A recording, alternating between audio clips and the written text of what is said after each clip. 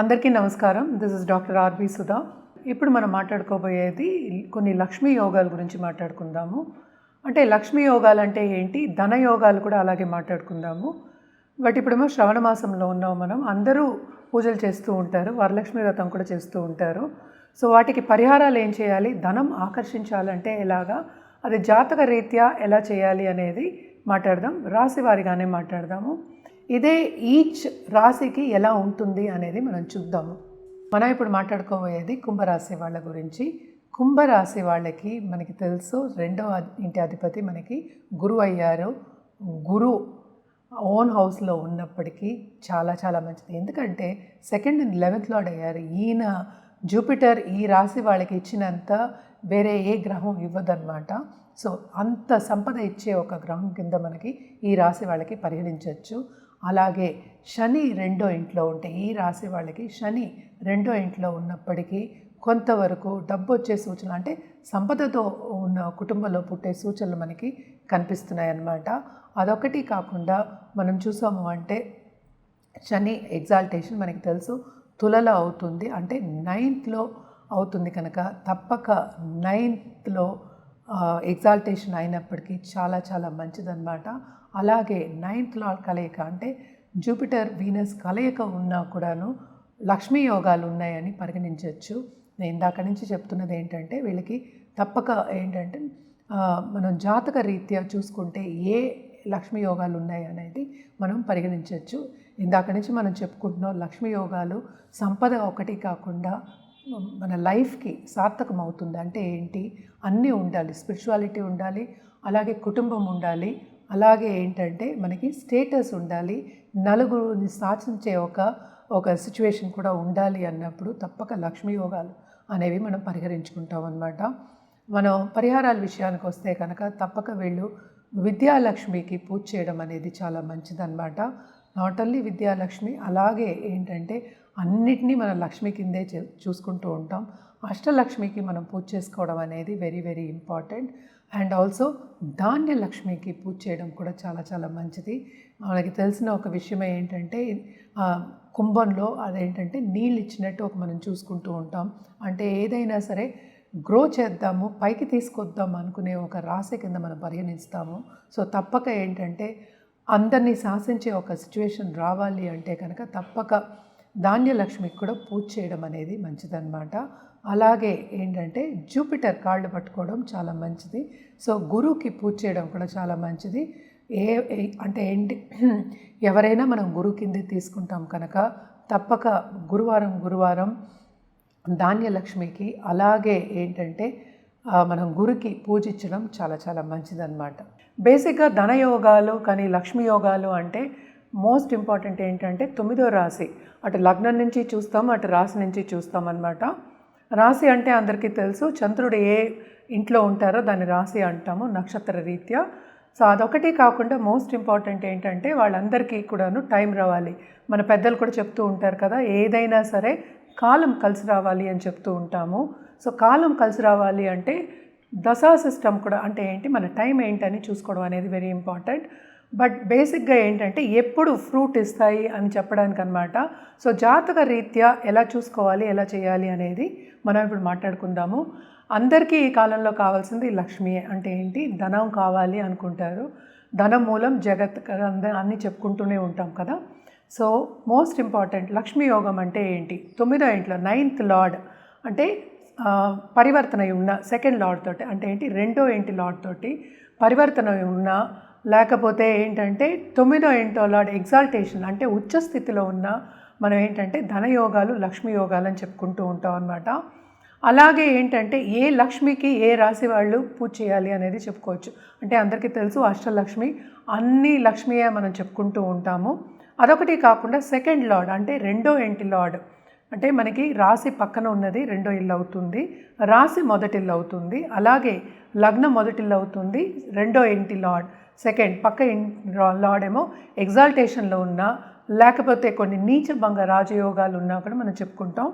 Most important ధనయోగాలు కానీ లక్ష్మీ యోగం నేను ఇందాక మాట్లాడినట్టు, ఎందుకంటే పూర్వీకుల ఆశీస్సులు కూడా ఉండాలి. అందుకని మనం ఎక్కువ 9th లార్డ్ అనేది చూసుకుంటాం. అంటే 9వ రాశి అధిపతిని చూసుకుంటాం, ఆయన ఎక్కడున్నారో అని చూసుకుంటాం. అలాగే ఎగ్జాల్టేషన్ పొజిషన్లో అయినా సరే, లేకపోతే కొంచెం నీచ స్థితిలో ఉన్నా సరే, కొన్ని కండిషన్స్లో నీచభంగ రాజయోగాలు కూడా ఏర్పడుతూ ఉంటాయి అన్నమాట. సో ఇవన్నీ కాకుండా మనం మోస్ట్ ఇంపార్టెంట్ చూసుకునేది ఏంటంటే జూపిటర్, అంటే గురు స్థితి ఎలా ఉంది జాతకంలో అని కూడా చూసుకుంటాం. ఇవన్నీ ఎప్పుడు మనకి ఫ్రూట్ ఇస్తాయి, ఎప్పుడు రిజల్ట్ ఇస్తాయి అంటే ఎప్పటికైనా సరే టైం వచ్చినప్పుడు, కాలం కలిసి వచ్చినప్పుడు ఏదో ఒక విధంగా మనకేంటంటే దారి చూపించడం, అలాగే ఆపర్చునిటీస్ రావడం అనేది జరుగుతుందన్నమాట.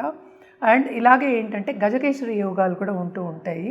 అంటే గజకేశ్వరి యోగం కూడా చాలా మటుకు ఏంటి మనకి సంపద ఒకటి కాకుండా మనకి ఎక్కువ ఇప్పుడు రాజు లాంటి ఒక స్థితి వస్తుంది అని చెప్తూ ఉంటాం అన్నమాట. అంటే గజకేశ్వరి యోగం అంటే ఏంటి అనేది చూద్దాం. జూపిటర్ గురు అండ్ చంద్రుడితో ఉంటుందన్నమాట. రెండు కలయిక ఉండొచ్చు, లేకపోతే కేంద్రంలో ఉండొచ్చు, ఒకరి దగ్గర నుంచి ఒకరి కేంద్రంలో ఉండొచ్చు. వెరీ ఈజీలీ ఎలా మాట్లాడుతున్నారు, ఎలా ఉంది అని చూసుకోవడానికి అనమాట. జాతకంలో అది గురు అలాగే చంద్రుడితో ఉంటుంది. గజం ఎక్కడం అనేది అంటే ఏంటంటే రాజుల వల్లే అవుతుంది. అంటే ఏంటి, రాజు ఒక్కడే గజాన్ని పోషించగలడు అనడానికి అనమాట.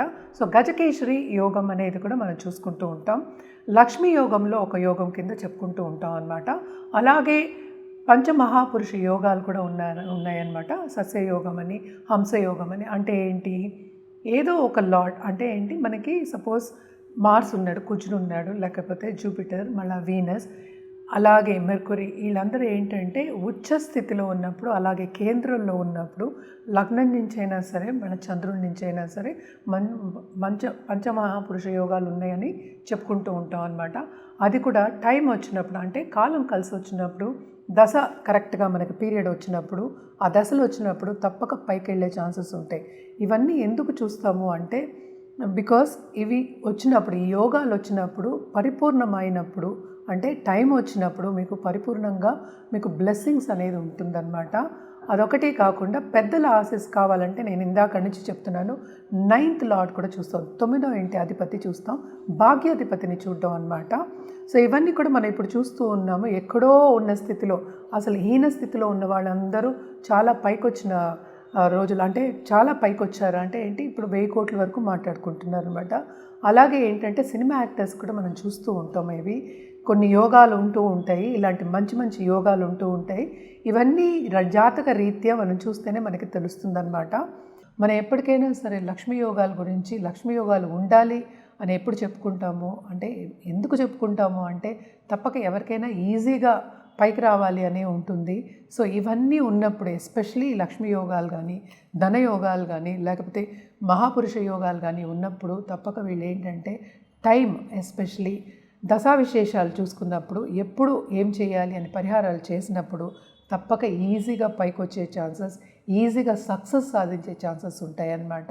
మనం ఇందాక నుంచి మాట్లాడుకుంటున్నాము. అంటే ఏంటంటే అష్టలక్ష్మికి మనం పూజ చేసుకోవడం అనేది మంచిది. ఏదైనా మనం లక్ష్మి కిందే చూస్తాం. లక్ష్మి అంటే ఏంటంటే పాజిటివిటీ కిందే చూస్తామన్నమాట. ఆదిలక్ష్మి, అలాగే ఏంటంటే సంతాన లక్ష్మి, ధైర్యలక్ష్మి, విద్యాలక్ష్మి, ధనలక్ష్మి, ధాన్యలక్ష్మి, అన్ని లక్ష్మికి మనం పూజించడం, అంటే మహాలక్ష్మిని మర్చిపోవద్దు. మహాలక్ష్మికి కూడా పూజించడం అనేది మంచిది. మనం శ్రావణ మాసంలో ఉన్నాం, తప్పక మనం వ్రతాలు పూజలు చేసుకోవడం మంచిది. అండ్ ఆల్సో ఏంటంటే లక్ష్మీ యోగాలు మనకి పరిపూర్ణంగా రావాలి, లక్ష్మీ కటాక్షం మనకి రావాలి అన్నప్పుడు తప్పక ఈ అష్టలక్ష్మికి పూజించడం అనేది మంచిది. ఎస్పెషలీ ఫ్రైడే, మంగళవారం ఫ్రైడే అంటే తెలుసు, శుక్రవారం, అలాగే మంగళవారం పూజించడం మంచిదన్నమాట. కంటిన్యూస్గా పూజించుకోవడం మంచిదే కదా. మనం పాజిటివిటీయే చెప్పుకుంటాం. ఏదైనా పాజిటివిటీ కావాలి అన్నప్పుడు మనం పూజలు, అలాగే ఏంటంటే వ్రతాలు, అలాగే ఒక జాతి రత్నాలు, లేకపోతే వేరే పరిహారాలు, చిన్న చిన్న పరిహారాలు చెప్పడం అనేది జరుగుతుందన్నమాట. సో తప్పక ఏంటంటే జాతకం పరిశీలించుకున్న తర్వాత ఒక రెమెడియల్ మెషర్స్ చేసుకోవడం అనేది మంచిది. ఇది కూడా ఏంటంటే లగ్నాత్ మనం ఎక్కువ చూసుకుంటాం. ఈ యోగాలన్నీను మన రాశి వారిగా కూడా మనం చూసుకుంటాము. సుదర్శన చక్రం అని మనం చెప్పుకుంటూ ఉంటాం. అంటే లగ్నాత్ చూస్తాం, అలాగే చంద్రుడి నుంచి చూస్తాం, అలాగే సూర్యుడి నుంచి కూడా మనం చూసుకుని ఎవరికి ఏం పరిహారాలు ఇవ్వడం అనేది ఏంటంటే జాతక రీత్యా ఇవ్వడం అనేది జరుగుతుంది. జనరల్గా అయితే అష్టలక్ష్మికి పూజించుకోవడం మంచిది. శ్రవణ మాసంలో యూజువల్గా శివుడికి మనం చేస్తాం, అలాగే శక్తికి కూడా చేస్తాం అన్నమాట. ఏదైనా సరే లక్ష్మి అన్నా శక్తియే, ఏదైనా పాజిటివ్గా మనం చెప్పినప్పుడు పాజిటివ్ వైబ్ అని కూడా అంటూ ఉంటాము. పాజిటివ్గా చెప్పినప్పుడు అది శక్తి రూపమే అవుతుంది. సో తప్పక శివశక్తులు కూడా పూజ చేయడం అనేది మంచిదన్నమాట. ఇవన్నీ చేసుకుంటూ ఉంటే ఏంటంటే పాజిటివ్ బ్యాంక్ బ్యాలెన్స్ మీకు పెరుగుతుంది. సో తప్పక చేయండి.